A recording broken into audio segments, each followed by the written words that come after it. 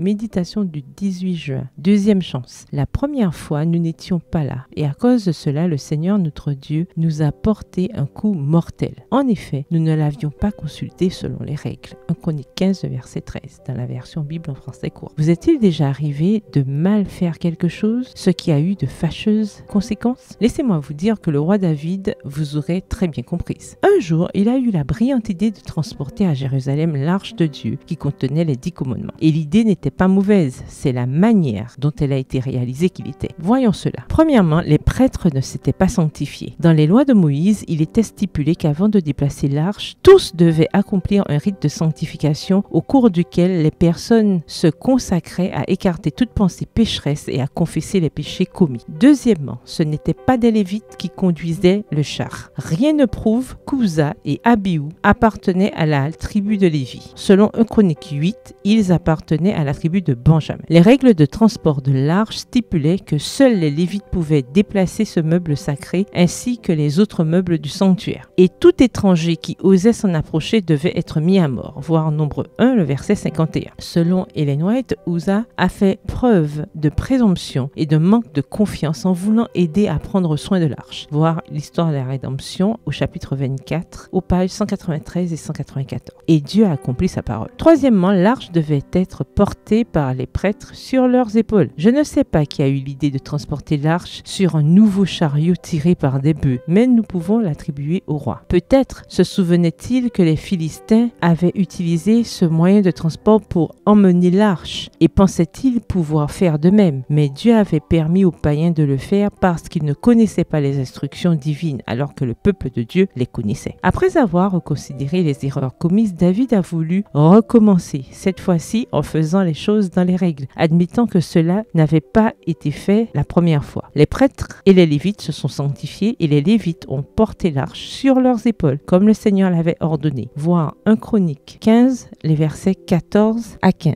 Cette fois-ci, on s'est réjoui au lieu de se lamenter. La bonne nouvelle, c'est que Dieu a aussi une seconde chance en réserve pour vous. Les règles de Dieu sont claires et il n'y a aucune raison de vouloir faire les choses à notre manière ou en modifiant un peu les règles. Réessayez. PS. Heureuse de cette deuxième chance. Bonne journée, que l'Éternel vous bénisse.